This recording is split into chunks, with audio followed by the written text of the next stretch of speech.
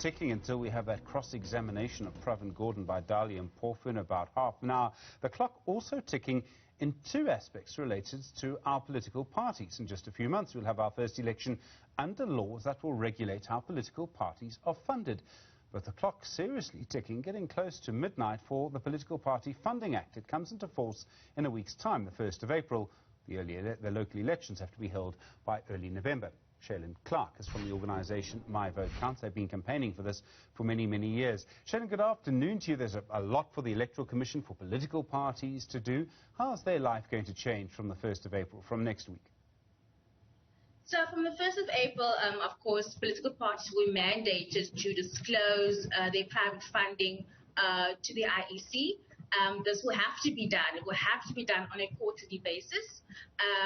Before this, parties really didn't keep any record of their private donations, and this will also just allow for voters, especially now in this election year, to actually have this information to make an informed vote, to better assess any possible corrupt relationships. And the Act is implemented from the 1st of April, and we will, it has been confirmed with the IEC that we will have some information before the local government elections, which is set to happen anywhere between August and November. Okay, so we'll actually have some of the parties' financial information for the first time under these rules, under these laws rather, before we get to vote. I mean, it will give us more information when we cast our vote than we've had in the past. Yes, that is true. I mean, it is a constitutional right to make an informed vote. An informed vote meaning having all necessary information, including who funds these parties. Because I mean, the dangers of not knowing is, having possible corrupt relationships, which we've obviously seen in the state captured party, etc. And also just trying to figure out what motives a donor may have with political parties. Again, it is important to note that political parties do need funding, so donors should not be afraid to not fund parties. They do need money to run their organizations, to pay salaries, especially now with campaigning. It's a weird year in terms of campaigning, like social distancing, etc. So they do need money to run their campaigns, run their parties. But the thing is, we do need that transparency to be able to hold parties and donors to account if necessary. How will a voter be able to see who donated money to a party? How is that going to be published? Okay, so coming 1st of April, when this is enacted, political parties will have to disclose their funding to the IEC on a quarterly basis. So the first batch of information should from the 1st of April should be around end of June, July. There is an online system that parties have went through with the IEC. There's an online system where everything will be done. And the information, once the IEC discloses it, will be on the IEC's website for us to see. Okay, so it gets published in that way, and I presume journalists will be able to look at the information and shout it from the hilltops if it's interesting. Does that mean then that someone, right now on the 23rd of March could give as much money as they want to a political party, and because this only comes into force from the 1st of April, the political party would never have to tell us? Well, I mean, donors obviously should not be afraid to donate. Donors, of course, can still donate. And it's also important to note that one of the other things from the PPFA is the Multi-Party Democracy Fund, where if a donor does not want to donate to a specific party, they can pool their money into this fund, and this will be equally distributed among all 14 represented parties in Parliament, so smaller parties actually get the benefit.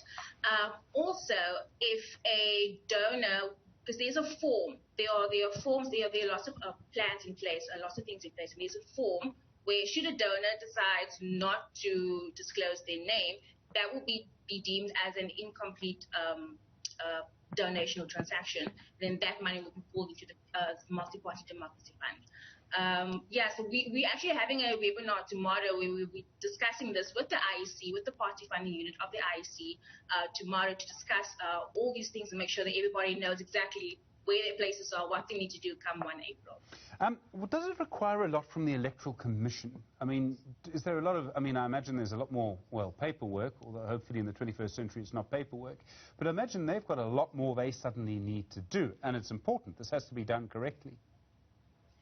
So their mandate as the Electoral Commission just got bigger, just got wider, and with the introduction of this new party funding unit, which is one of the things that needed to be done from the Act. So they have established a separate unit just dedicated to party funding. It is headed by George Mhlangu.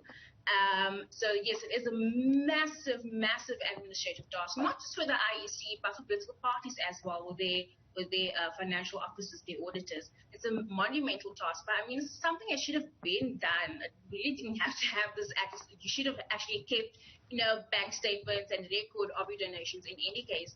So yes, it is a massive task for both parties and the IEC. But plans have been in place over the years, the last 2 years, to make sure that we are set for 1 April, and everybody, we are all set for 1 April. It might be entertaining as a journalist to ask all the political parties to tell us who did donate over the last 2 years and see who has kept records, who will reveal and who won't. What happens, Sheilan, if a political party just doesn't comply, just says we can't, or we won't, or we shan't do it, or in fact we don't have the ability to do it? Our money came from people who donated it to us at an event. We passed a hat around. We don't know where it came from. Well, I mean, it is an act, it is a law, and with any laws, if you breach the law, there are consequences. There are penalties should any of the clauses in the act or the regulations be breached. There are fines. The lowest fine, I think, is 40,000 rand. That will be issued to anybody that doesn't comply, and there's also jail time to anybody that doesn't comply. But that enforcement role sits with the IEC, so they have the powers to do that should any party not comply with the act. But I mean, again, it's an act, it's a law. I mean, they should comply. I mean, it's fascinating because, this has been the part of a process has been running for quite some time. Your organisation, other people have been in the middle of all of this, and we've seen opposition to what you've been trying to do from the governing ANC and the biggest opposition party, the Democratic Alliance. And even before the law comes into effect, if I remember correctly, the ANC Treasurer, Paul Mashatile, has said that he wants it changed. And I suspect he would not be alone in that. There'll be other people in the ANC and I think other people in the DA who might want it changed. Are you worried that it'll be watered down? To ask for this act to be changed before it's been enacted, before we actually see it in the works, is quite premature. Yes, there are loopholes. Mavakans and many organizations have spoken about the loopholes, but the important thing is to actually have this in place, actually have this system, this framework, so to speak, that regulates political party private funding. So there will be pushback, but that then just means that this is something that's necessary to ensure a better transparency and accountability, and also to have voters, have this information and to make an improvement. It's a fascinating thing because it's quite difficult to see what some of the consequences will be. You've made the point, I think, twice already, that corporates should donate. Are you a bit worried that some of them won't? I mean, there was one corporate, I think it was SAB, that for years would just give, I think, the 5 biggest parties, the same amount of money, and they did that publicly. I think it was SAB. I might need to check that. I mean, that's not a terrible thing to do, but are you worried that this will have a chilling effect of some kind, that corporates will back away? They shouldn't be afraid to donate. Like I said, I mean, it's important for your viewers even to know that political parties are like businesses. They need money to run. They have salaries. They need to do campaigning, training, etc. There's nothing wrong with donating to a political party.